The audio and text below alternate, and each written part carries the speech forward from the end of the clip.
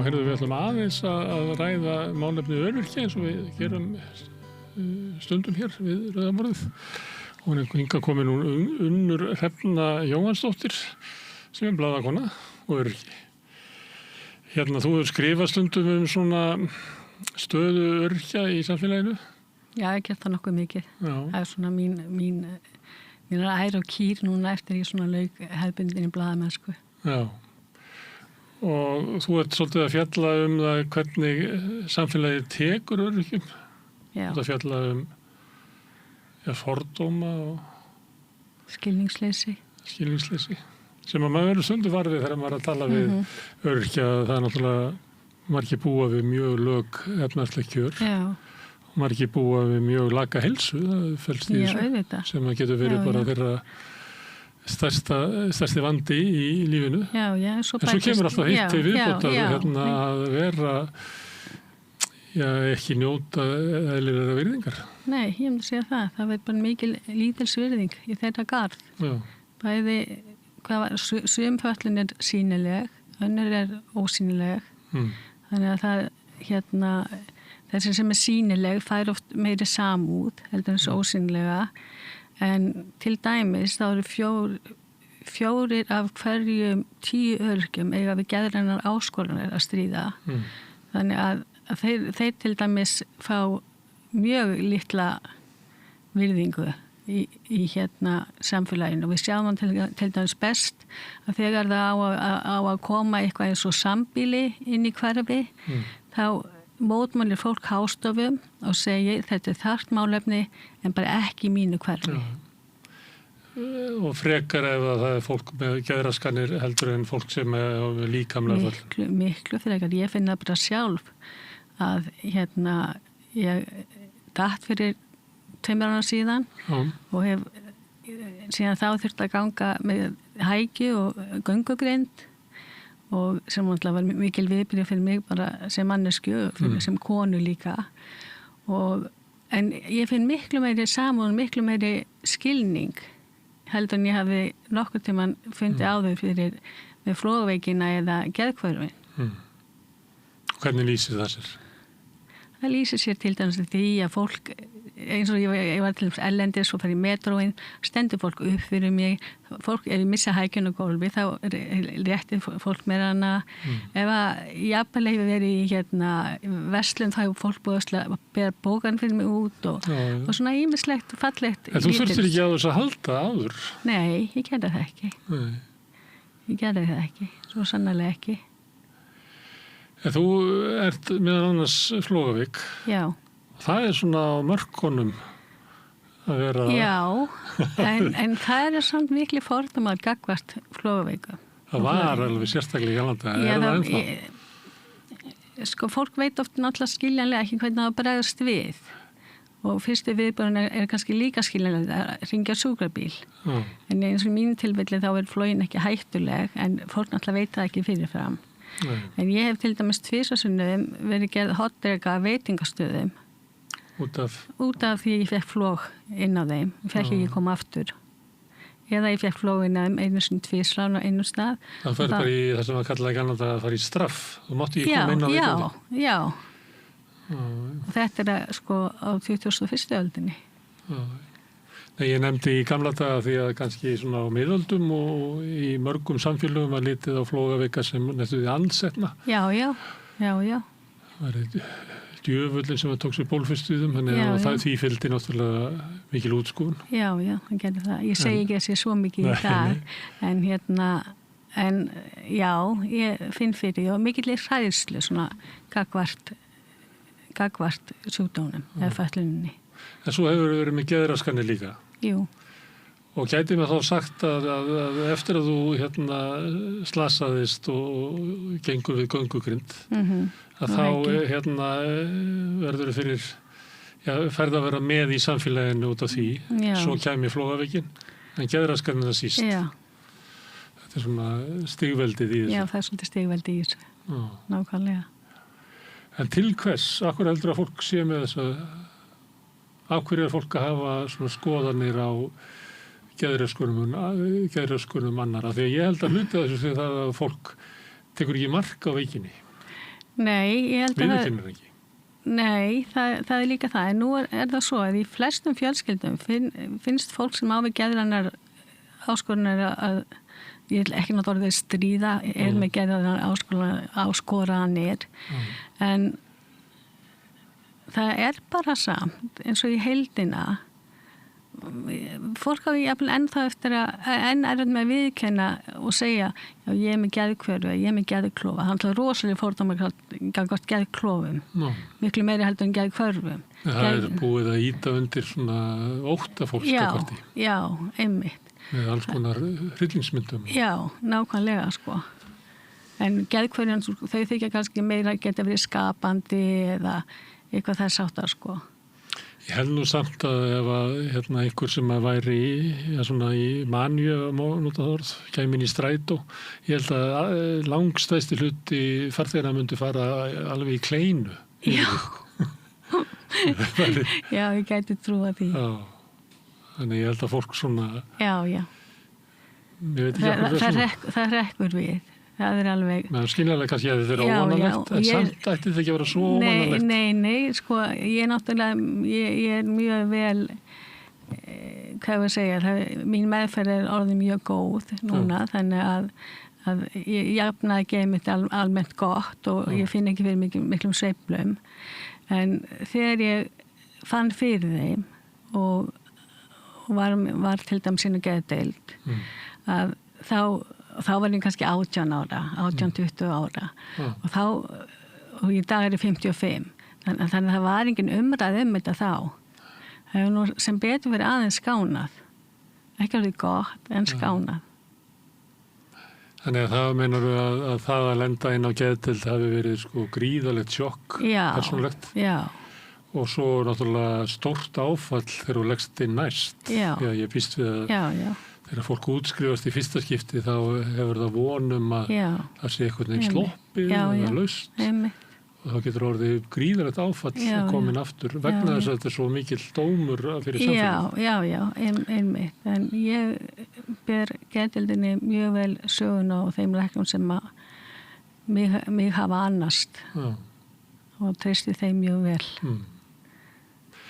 En þú ert að skrifa hvernig samfélagið tekur við öryrkjum og hvernig horfir á það.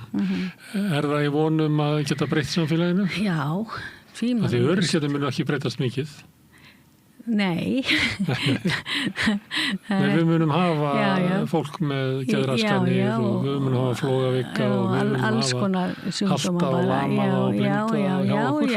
Og MS-sjúkdóma og MG og margvíslega psoriasis og bara sko nefndu það. Það er til svo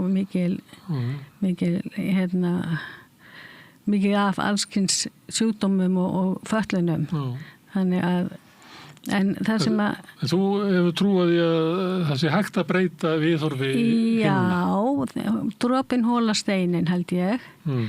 En sko við erum líka aðtöfa það er ekki eins og ég standi einn í þessu heldur grasrótin í fötlunar sem sagt hjá fólki með fötlum, bæði í einstökum félögum og svo hjá ÖBI í réttindasamtökum þar sem fjöldin allar á sjálfboðaliðum er að vinna mjög gott starf og eins í flestum svona félögum eins og Lauf, félagi Flógaveikra og hvað heitir nú aftur Geðhjálp og svo mætti lengi telja. Já, þetta er kröftug hagsmunabaráttu. Og frelsis og réttlætisbaráttu. Já, og mestmægt borin upp af sjálfboðaliðum. Það er líka mikilvægt að það komi fram. Já, eins og réttindabaráttu samkynhneigðra kvennabaráttan. Já, einmitt.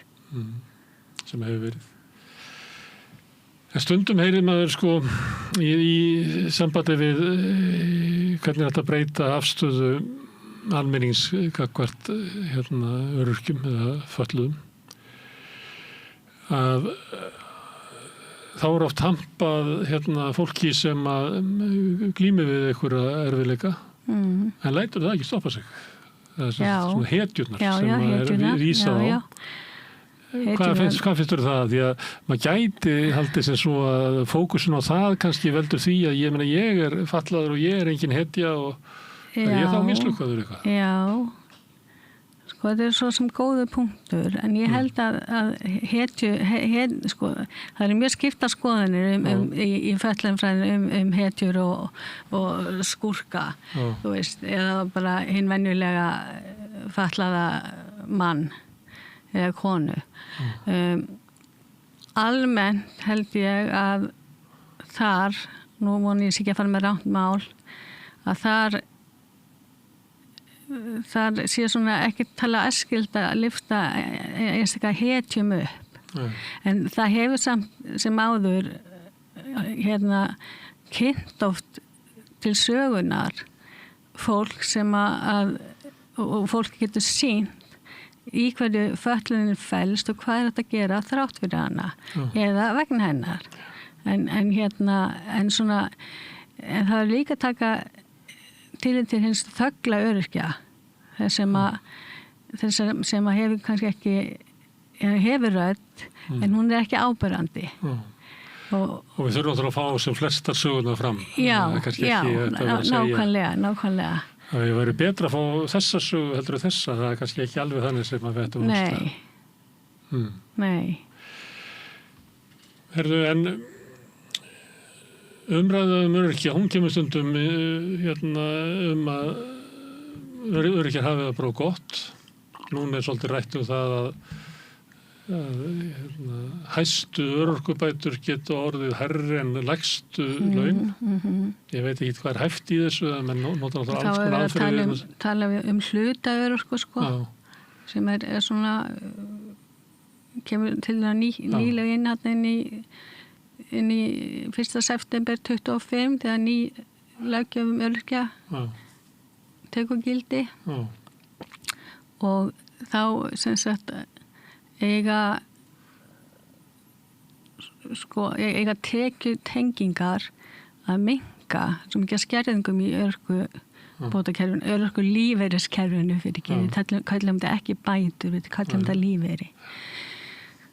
Að þess vegna áttu sko öryrkjar geta sótt sér tekjur út af vinnumarkaðinn sem þá myndu í staði myndu tengingar minnka, þannig kannski í einhvern tilvikum, en það er svo sára sjaldan sem það gerist. Það þarf En þú kannast við að þetta er notað í umræðinni. Já. Og þetta þykir eiginlega vera alveg síðasta sem við ættum að lenda í. Já. Að öryrki hefði meiri tekjur en sá sem er á vinnumarkaði. Já. Hvað finnst þér það? Finnst þér það að vera alveg fráleitt eða? Nei, í rauninni ekki, sko. Heldur allir sem er að vinna myndi bara skella sér í öryrkjuna? Nei, ég held nú ekki vegna þess að félagslegi þáttur vinnuna hann er náttúrulega ómetanlegur, sko. Og ég hugsa oft sjálf, sko, ég ágætlega mentu allt það. En út af flógavíkinni, það eru alveg fái sem að vilja ráða að mannsku sem fær flóg kannski inn 3 hverjum degi. Og þannig að, en ég sakna þess mjög að vera ekki að vinnumarkaði, finn ekki þennan félagslega þátt, finn ekki að hittast á kaffistofunni eða í kaffivélina, rappa eitthvað svona og segja eitthvað svona small talk eða svona þannig að ég held að hversdagsleg samskipti við hálfókunnut fólk. Já, nákvæmlega. Sem að bara skipti máli. Já, sem að, þú veist maður það er kannski ekki að vera að opna sig á allar gáttir. Heldur bara eins og flesti þekkja bara að vinnumarkaði og það er til dæmis það sem ég sakna mest.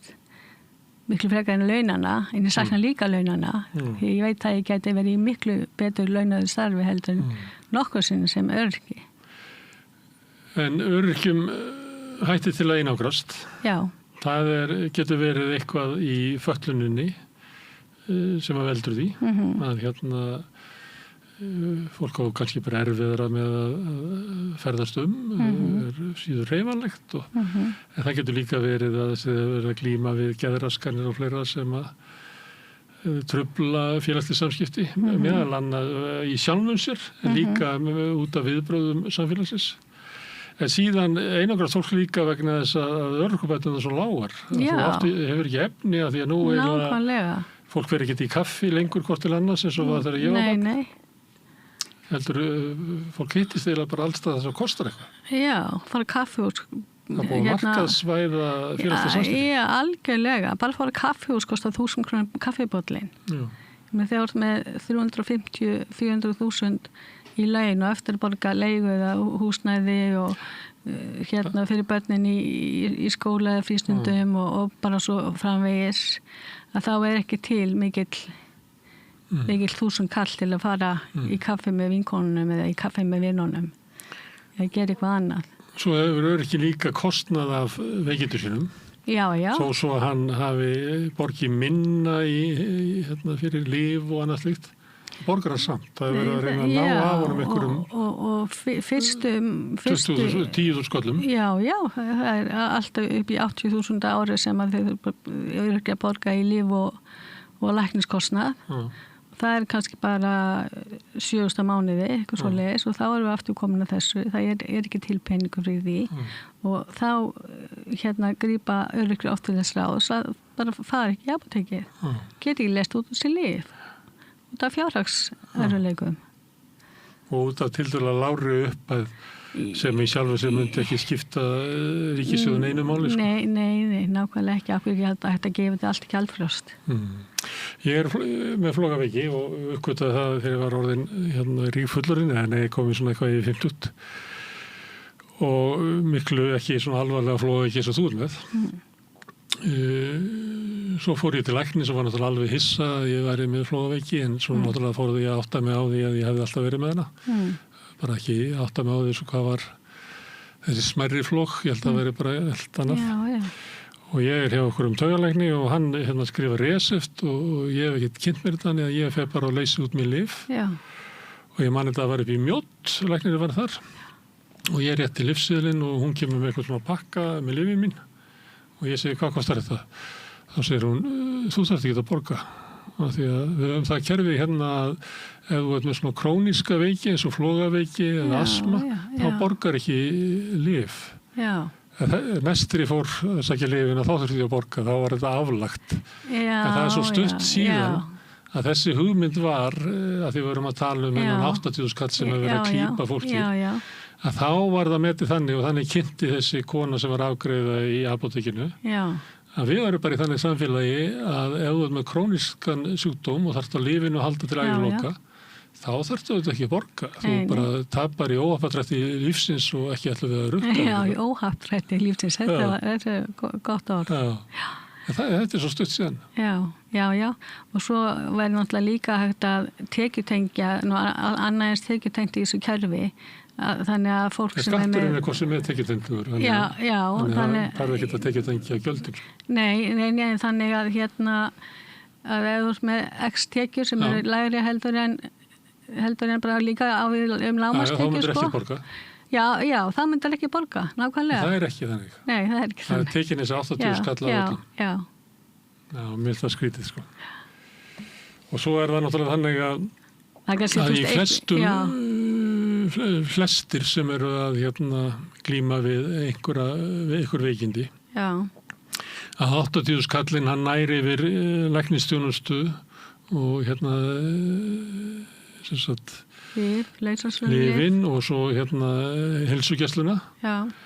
En það er margt sem að fólk þarf að taka, til dæmis sjúkraþjálfun. Já, sjúkur sem ekki inn í þessu. Nei. Ég er núna í því, ég er alltaf að borga, mér finnst það svolítið skrítið, ég er eitthvað að borga mikið til Landspítalans, borga fyrir blóðsýnin og ég borga fyrir sjúkraþjálfunina og ég held að Landspítalinn ná að með svona 35-40 skallaða mánuði. Vá! Því ég er bara nýkomin, ég er ekki alveg ég er ekki alveg laus. Nei. En ekki innilíkjandi, það var þetta rukkamann, sko. En það er til dæmis það er kannski ekki öryrkjar sem eru með krabbaminn en þá er ofta að þú þarft að taka lyf, stuðningslyf við lyfið þín sem geta verið út af maganum eða ýmsu öðru sem aldrei eru inn í þessu. Þú getur tekið verkjalyf og eitthvað fleira, þau eru ekkert inn í þessu. Svona almenn lyf er ekki inn í þessu. Þannig að kostnaður öryrkjans við sjúkdóminn, hann er miklu meira heldur en þessi 80 skall. Já, hann getur verið það. Alveg tímalaust. þegar svona stoðþjónusta bætist við. Þú sagðir áðan að þetta væri að breytast meðal annars út af svona réttindabaráttu ýmsa sjúklingahópa. En svo sagður líka að í flestu fjölskyldum eitthvað sem eru með geðraskanir og svona.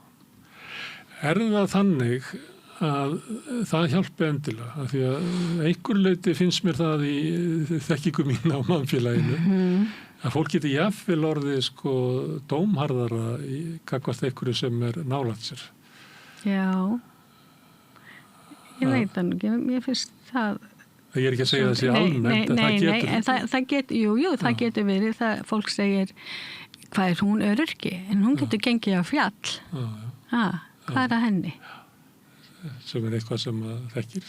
Já. Ég held þetta ekki líka við til dæmis fíksjúkdóma, að fólki hættir oft til þess að dæma hart þá sem eru nærri sér, ætla að fíknin sé út af einhverju sem eru í persónuleikanum, á meðan að fólk alveg til í að gefa þeim að vera fíkni í sjúkur sem að þau hitta og eitthvað staðar að sjá til, langt frá sér. Þannig að dómarkan verður mildast ekki endilega því nær sem Nei, það er kannski alveg rétt hjá þér sko.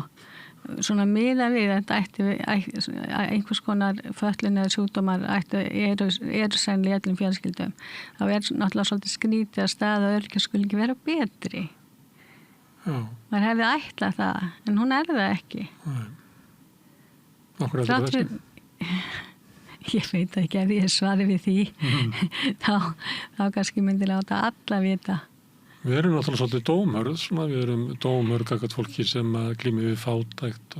Já, og það er náttúrulega annað sem kemur inn á bæði með öryrkja og fólk sem er lágtekju fólk. Að það er þessi fordómar gagnvart fátækt.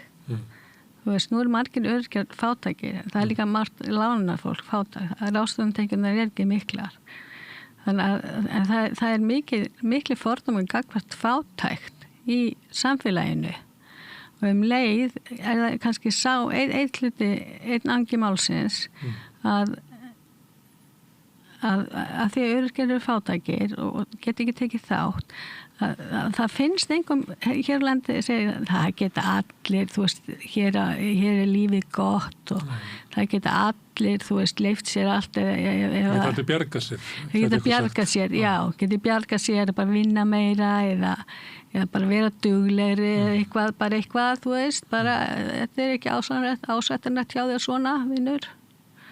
Þannig að, já, ég held að segja eitthvað þannig. En ef ég hefði svarið nákvæmlega þá myndi ég segja vinnum mínum og vandamönnum í baráttunni frá því og ég get kannski inn út frá því. En þrátt fyrir fjölmargar rannsóknir og sem hafa sýnt þetta, þá er þetta neðanmáls í öllum fjölmiðlum. Já. Þú skrifar og er svona berjast. Hvaða gildi hefur það? Hvað gefur það þér? Sko það er bara svolítið kokk. Það er bara svolítið kokk. Já, sko það gefur mér heilmikið. Bæði að fyrir mig sjálfa, ekki síst, en líka þá ímynda ég mér. Og nú er það kannski bara ímyndun, en að því að ég er blaðamaður eða blaðakona og geti það sem ég get skrifað, að ég geti veitt öryrkjum ákveðna rödd. Það er kannski það sem ég er að hugsa með þessum pislum mínum sem er ansi margir gegnum tíðina. Og er það allt saman ímyndun eða hefur einhverju vikið sér að þér og þakkaði fyrir? Já, fólk hefur gert það og ég fæ viðbröð á Facebook og feikinni og Þannig að þetta er ekki alveg klár ímyndun? Nei, það eru margir sem taka vel í þetta. Fyrir það er náttúrulega þakklátt. Og það En er einhver sem segir að þú gerir of mikið þessu? Þetta er ekki að minna? Nei, það er nú enginn sagt það, sko. Ég skrifa nú að gera með 1 grein í mánuði, svona cirka. Ég er ekki alltaf, en þegar fólk að fara að þekkja mig, það sér mig í rauðu peysunni hérna á vísi.is, já, ég er hún einu svona að skrifa um öryrkja. Já, það hérna einhver leiti held ég að það sé einhver svona hugmynd að þetta sé ekki vinsælt umræðefni. Nei. Ég held að miða við hérna hversu veik og vond staða öryrkja að þá eiginlega furðulega lítið þetta fjallað. Já. Það eiginlega sára sjaldan sem hún sérði einhverja svona úttekt eða umfjöllun til þess að Ríkisútvarpinu sem að ætti að hafa skyldur á því að endurvarpa samfélaginu eins og það sannarlega fyrir okkur. En þú vorst að tala hérna hetjurnar áðan, þá það líka þessar sorgarsögur þar sem að fólk sett í hlutur fórnarlambsins. Og það ekki góða sögur. Þannig að hversu hryllilega örlög það eru fyrir því að vera fötluð á einhvern hátt. Flógaveik með geðraskanir. Já, einmitt. Það hljómar ekki vel. Getur það ekki. Nei. En það allt í lagi líf samt. Það gleymist oft að það þetta, ég man eftir, þú kannast við að umræðan í tengslu við kynferðislegt ofbeldi. Já, einmitt. Að þá reis allt í einu upp svona hugmyndu það, kannski ættum við ekki að stilla svo alltaf upp sem sálarmorði. Já. Við verðum að geta skilið það eftir að þó svo verði fyrir miklu áfalli, þá getur við lifa lífi sem einhvers virði. Já, nákvæmlega. Þannig að það dramatíkin getur stundum. Já, einmitt. Og það kannski þessar andstæður fórnarlömbin og hetjurnar sem svona allt hverjum stöðum í fjölmiðlum. Við erum flestan á milli. Já, en svo einmitt. Svo við kannski bara flestan á milli. Og það gleymur svolítið. Já. Bara hversdags öryrkjarnir. Þess að skiptir máli að þú skrifir og við ræðum þetta. Við höfum trú á því við rauðaborðið að samtal skiptir máli í samfélaginu. Sammála því. Herðu, Unnur Hrefna, ég þakka þér fyrir að koma hingað, rauðaborðinu. Þakka þér fyrir að bjóða mér. Spjalla við mig og segja aðeins frá þér. Gerða ekki. Sömuleiðis, takk fyrir mig. Herðu, en við ætlum að halda þér áfram við rauðaborðið. Framundan allt annað mál, hér eftir örskamma stund. Við lifum á tímum þegar þörfin fyrir opna og gagnrýna umræðu brýnni en nokkru sinni fyrr. Ég heiti Ólína Kjerúl Þorvarðardóttir og ég styð og vel samstöðina, sjálfstæðan og óháðan fjölmiðil.